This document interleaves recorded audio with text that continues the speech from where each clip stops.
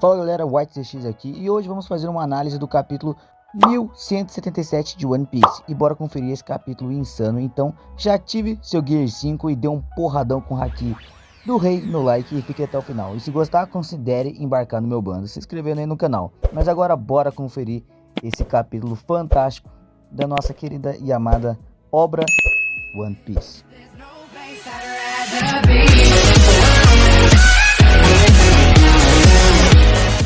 Bom, então bora lá. A gente começou com um pedido de capa aqui, que é basicamente um pedido de fã, em que o Oda adapta o que o fã pede, tá ligado? Por exemplo, aqui a gente vai ter a Robin plantando flores no canteiro com topeiras. E sim, umas paradas muito aleatórias. Mas isso geralmente não agrega nada pra história.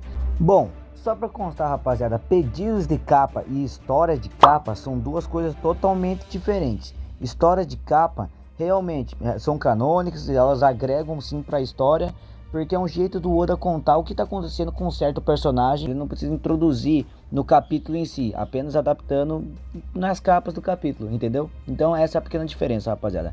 Mas vamos para análise mesmo.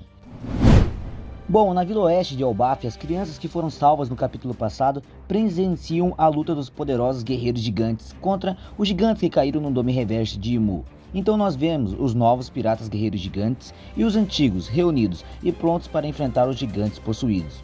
Mas mudando de núcleo, agora acompanhamos o Chopper, Kashi e Gaban, que está sendo atacado por um gigante possuído. Gaban, que ainda está debilitado, pede para Kashi lutar, mas ele diz que não iria conseguir atacar seus amigos. Já no núcleo do Zoro, o chefe Brog golpeia um dos gigantes possuídos, então vários guerreiros gigantes começam a atacar, todos golpes nomeados. Zoro se prepara e usa uma técnica nova. Pelo menos eu não lembro dele usar essa técnica antes, né? Mas ele fatia a cabeça de um gigante de uma forma brutal, uma forma muito maneira. Jaru, o gigante ancião, apenas observa de longe. Voltando ao núcleo do Chopper, rapaziada, Kashi fica paralisado, dizendo que não consegue lutar contra seus amigos. Gaban e Chopper se preparam para lutar, e Chopper come uma Rumble Ball, se transformando na sua forma monstro, o Monster Point, e golpeia um dos gigantes.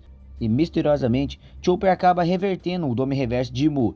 Mano, com um tapa só. Esse é o maior mistério do capítulo, mano. Seria Chopper mais poderoso que Roger e Garp? Bom, piadas à parte, mas o Oda deixou aqui um mistério novo, rapaziada. Um mistério que vale a pena a gente abordar. Então, tem muitas teorias surgindo aí na fandom. Quer que a gente traga aqui? Deixa nos comentários. Bom, enfim, já no núcleo do Sanji, ele derrota o Cavaleiro de Deus Killigan e separa seu corpo em várias partes. Jinbei fica com a cabeça, Frank amarra as pernas e o Sanji senta aqui meio no tronco, lá ele, né? Mas beleza. O Sanji, farmando uma aura, questiona ainda: esses são os mesmos Cavaleiros de Deus que protegem a Terra Santa? O nosso cozinheiro já está em outro nível, rapaziada. E lá no fundo a gente pode ver também a Nami alimentando os Zeus. Ela quer que os Zeus faça chover para apagar os incêndios que estão em Elbaf.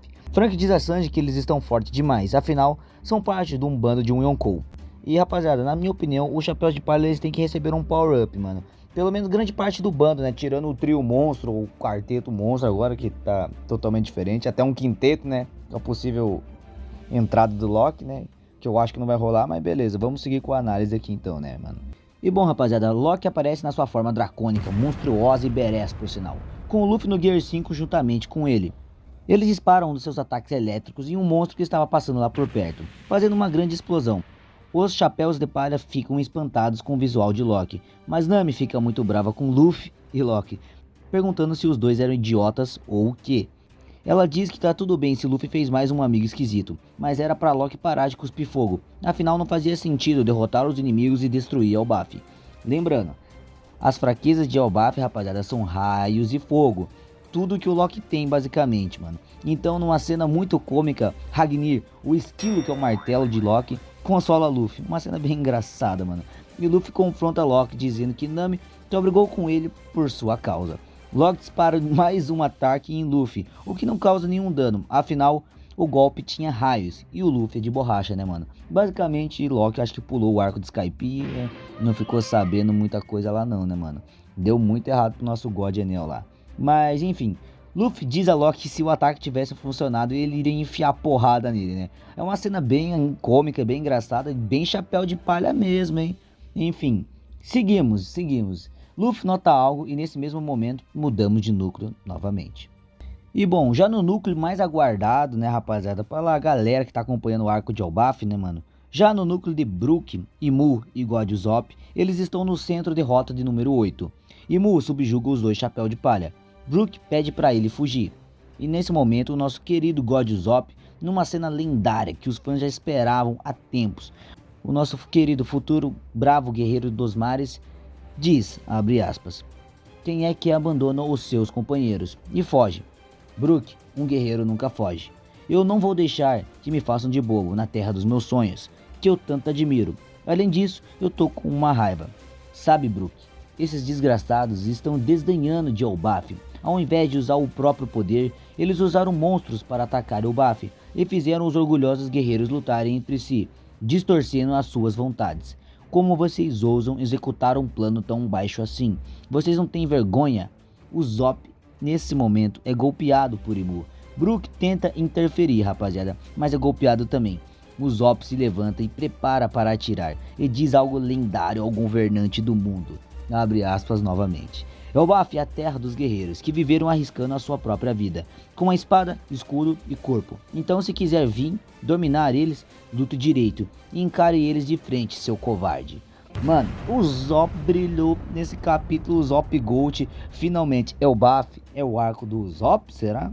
Deixem nos comentários. Mas enfim, Imu se move rapidamente enquanto o Zop diz o nome do seu golpe e pede para ele atirar. Uma explosão com o formato de caveira é gerada. Imu se regenera como esperado e o Zop e Brook são derrotados. E no mesmo instante, os dois, agentes do caos, chegam. O Deus do Sol e o Príncipe Amaldiçoado. Luffy, na sua forma de Gear 5, observa chocado o estado de seus companheiros. E Lock diz que era daquela pessoa que o Haki que chegou ao submundo pertencia. Luffy observa seus companheiros no chão, derrotados, e diz que estava muito puto. Lock diz que também estava, e que não iria deixar eles se livrarem tão fácil assim. Afinal, eles destruíram parte de Elbaf. Imu observa ambos e diz com calma e sereno demais, sereno demais. Imu formou uma aura aqui e diz nesse momento, abre aspas, Nika e Nidhogg, submetam-se ou pereçam. Esta batalha irá dividir o mundo. Bom, rapaziada, enfim, o capítulo se encerra com essa frase de Imu, mano. Então, o que acharam do capítulo? Eu achei muito da hora, mano. E nesse ponto aí, né, mano, dessa frase que Imu diz, vai rolar porradaria no próximo capítulo, provavelmente. Que afinal a gente conhece o Luffy e Lock, né? Mas ali, rapaziada, pode ser o ponto de start pra guerra final, né? Não que a guerra final vai se iniciar ali, mas vai ser o ponto de ignição, digamos assim, né, rapaziada? Enfim, se quer conferir mais análises de capítulo de One Piece, já sabe, né? Primeiramente, se torne meu companheiro, né? Entre pro meu bando aí se inscrevendo no canal e já deixa um porradão com o Haki do Rei no like também. E é isso, rapaziada. Canal de games, já tô ligado aí na descrição. Valeu, falou e eu fui.